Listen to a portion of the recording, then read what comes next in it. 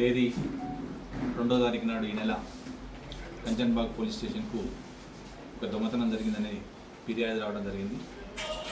ఫిర్యాదుదారు అయినటువంటి రెహమత్ షరీఫ్ ఇతను super market నడిపిస్తాడు, హఫీజ్ బాబా నగర్లో ఉంటాడు.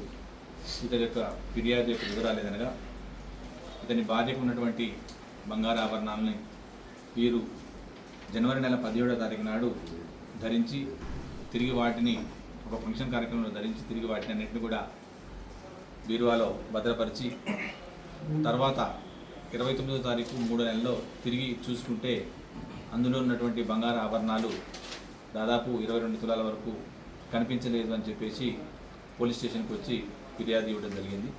అట్టి ఫిర్యాదుపై Kanchanbagh inspector Kamal Kumar 62/2026 under section 305 subclause A BNS కింద కేసు నమోదుపరుచుకొని వెంటనే క్రూజ్ టీమ్ ఏమైనా పిలవటం, అదేవిధంగా ఇక్కడ ఉన్నటువంటి క్రైమ్ టీమ్ని క్రైమ్ ఎస్ఐ యొక్క సహకారంతో నేరస్థలాన్ని పరిశీలించి అక్కడ విచారణ చేపట్టి ఆ విచారణలో తెలిసింది అనగా ఈ యొక్క రెహమత్ షరీఫ్ యొక్క కుమారుడైనటువంటి అద్నాన్ షరీఫ్ ప్రవర్తనలో కొంచెం అనుమానం వచ్చి అతన్ని పట్టుకొని విచారించగా అద్నాన్ షరీఫ్ అదేవిధంగా అతని ఇద్దరి స్నేహితులైనటువంటి రెహానుద్దీన్ అదేవిధంగా సమీర్ ఈ ముగ్గురు కలిసి ఈ యొక్క బంగారు ఆభరణాలను తీయడం జరిగిందని చెప్పడం జరిగింది.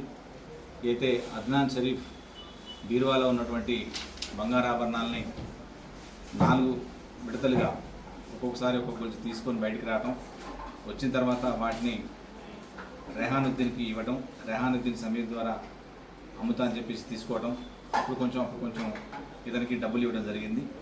ఆ డబ్బులతోటి ఇతను కొడుకు అద్నాన్ షరీఫ్ కొన్ని 2 మొబైల్ ఫోన్లని వాల్యూ మొబైల్ ఫోన్లని అదేవిధంగా కొన్ని బట్టలు అట్లా కొన్ని ఖర్చు చేయడం జరిగింది. ఆ తర్వాత ఇతను ఇచ్చినటువంటి సమాచారం పేరుకు నిన్న సాయంత్రం ఈ యొక్క అద్నాన్ షరీఫ్ను అదేవిధంగా రెహానుద్దీన్ను సమీర్ను ముగ్గురు కూడా పట్టుకొని విచారించగా దొంగతనం చేసినటువంటి ఈ యొక్క 5 బంగారు గొలుసులని అదేవిధంగా కొంత అమ్మినటువంటి వచ్చిన కొన్ని ఉంగరాలను అమ్మగా వచ్చినటువంటి డబ్బుని ఉపయోగించి కొన్నటువంటి ఒక వెర్నా కార్ని 4 మొబైల్ ఫోన్లని స్వాధీనం చేసుకోవడం జరిగింది. ఇటు యొక్క కేసును ఛేదించడంలో కమల్ కుమార్ ఇన్స్పెక్టరు అదేవిధంగా ఇక్కడ ఒక క్రైమ్ టీం అంతా కూడా చాలా చక్కగా పనిచేసి ఇది ఎమ్మటే డిటెక్ట్ చేయడం జరిగింది. ఈ యొక్క గోల్డ్ ఆర్నమెంట్స్ కూడా రికవర్ చేయడం జరిగింది. ఈరోజు వాళ్ళని అరెస్ట్ చేసి రిమాండ్ తరలించడం జరుగుతుంది. గతంలో ఏమైనా కేసు ఉందా సార్? వీళ్ళ మీద గతంలో ఎలాంటి కేసు ఎన్ని ఫ్యామిలీ మెంబర్స్ సార్? యాక్చువల్గా ఇతను కొడుకు అద్నాన్ షరీఫ్ అనే అతను వాళ్ళ కొడుకు. చేసే రీజన్ ఏం సార్? దొంగతనం చేయాలంటే ఏం చేయాలని చేస్తున్నారు దొంగతనం?